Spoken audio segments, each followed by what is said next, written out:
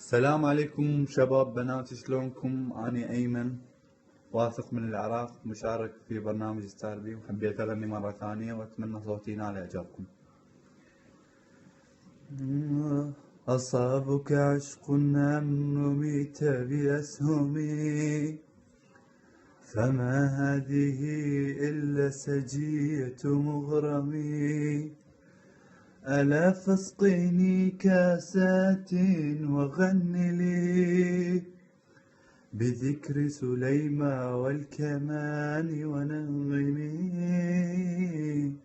أيا داعيا بذكر العامرية أنني أغار عليها من فم المتكلم،